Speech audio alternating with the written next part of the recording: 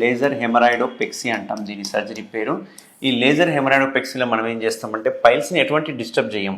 ఈ పైల్స్కి blood supply ఏదైతే చేస్తుందో దీని వెనకాల నుంచి వెళ్ళి ఈ బ్లడ్ సప్లైని మనం కట్ ఆఫ్ చేసేస్తాం అన్నట్టు. బ్లడ్ సప్లైని మనం తగ్గించేసేస్తాం, లేకుంటే థ్రాంబోజ్ చేసేసేస్తాం, కంప్లీట్గా క్లోజ్ చేసేసేస్తాం.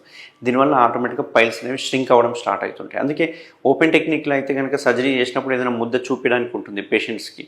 బట్ లేజర్ సర్జరీలో ఎటువంటి చూపించడానికి ఏమి ఉండదు, ఎందుకంటే ఎటువంటి కటింగ్ కానీ ఎటువంటి కోతలు లేవు. జస్ట్ మనం వెనకాల నుంచి వెళ్ళి అక్కడ ఏదైతే ఉందో ఆ వెయిన్స్ని మనం బ్లాక్ చేయడం వల్ల ఆటోమేటిక్గా వెయిన్స్కి వీనస్ సప్లై తగ్గిపోయి అవి షింక్ అయిపోతూ ఉంటాయి. కొన్నిసార్లు స్టేజ్ 1 స్టేజ్ 2కి అయితే లేజర్ సరిపోతుంది, ఈవెన్ స్టేజ్ 3 వరకు కూడా సరిపోతుంది. బట్ స్టేజ్ 4కి ఒక్క లేజరే సరిపోదు, ఎందుకంటే ఈ బ్లడ్ వెజల్స్ ఏవైతే ఉన్నాయో చాలా పెద్దగా ఉంటాయి, ప్లస్ పెద్ద ముద్దలాగా ఉంటుంది. కాబట్టి దీనికి లేజర్తో పాటు ఈ ఏరియాలో మనం ఒక స్టేప్లర్ అంటాం, దీన్ని MIPH అంటాం, minimal invasive procedure for haemorrhoids అంటాం, MIPH స్టేప్లర్ అంటాం. ఇది కూడా సేమ్ సర్కంసిషన్ స్టేప్లర్ లాగానే ఒక గన్ ఉంటుంది, స్టేప్లర్ గన్ ఉంటుంది.